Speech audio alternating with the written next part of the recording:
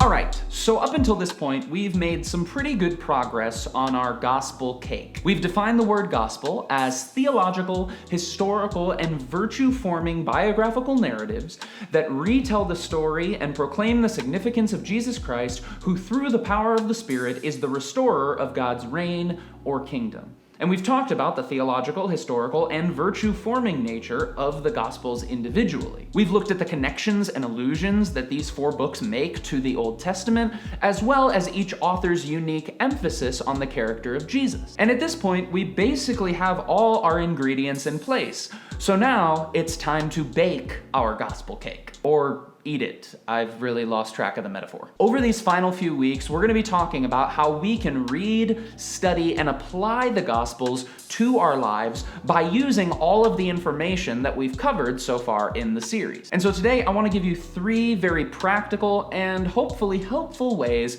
of approaching your reading. Let's do it. Firstly, when reading the Gospel accounts, read them as a compelling sermon, not a complete summary. We've talked about this a lot in this series, but it's so important to remember when we are reading that the point of the gospel accounts is not to reconstruct exact history. It's not security camera footage. If we read it in this way, we will misunderstand it, we will misinterpret it, and eventually we'll probably lose interest because that's not what these accounts are trying to do. The gospel accounts are better understood as a sermon or a testimony or a witness to who Jesus was and what exactly his life, death, and resurrection meant. Number 2, focus on vertical reading over or before horizontal reading. There are 2 ways of reading the gospel accounts and really the whole Bible in general.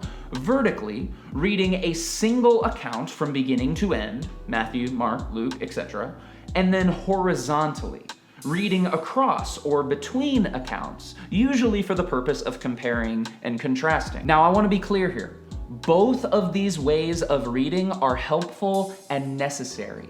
But when we are first starting out, I really think it's better to start by reading vertically. And here's why we do this. Remember, we talked about last week how each one of these individual authors has their own specific lens or perspective through which they're telling the story. And so we're better off starting by reading each account individually so that we can understand the exact point that that author is trying to make.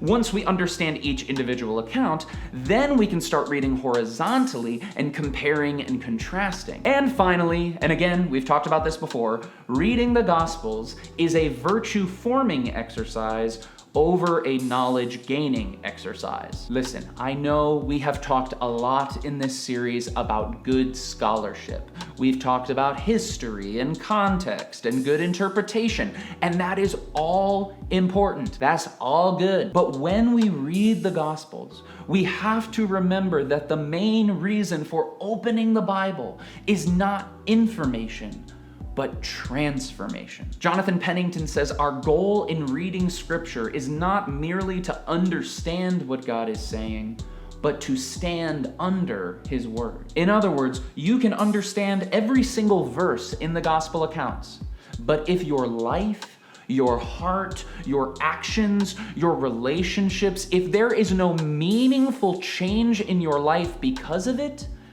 I would argue you have read them wrong. And so as we wrap up today, I'll give you 3 questions to ask. And these 3 questions are designed to help keep us in a transformational reading of these texts. When reading any passage, first ask, what is God doing to me?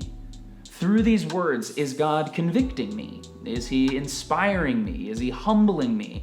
Is he challenging me? Then ask, what is God wanting to do in me? Is God seeking to expose a pattern in my life or hold up a mirror to our culture? Is God seeking to transform the way I think about others or even the way I think about myself? And then finally, what is God wanting to do through me? Based off of what God has done to me and in me through this text, what changes need to be made in my life? What actions need to be taken as a result of the work that God has done through this text? Please hear me on this. As much as I believe in good interpretation and historical context and all of that is very, very important and should not be thrown away, It is more important to read the Gospels as a disciple than it is as merely a scholar. The most important ingredient to reading the Gospels well is the heart of the reader. And so I'll leave you with this very simple instruction. Read the Gospels as a disciple. Hey friends, thanks so much for watching this video. If you enjoyed it, please give it a like. Also, I invite your comments, your questions, anything that's going on in your mind in the comments down below.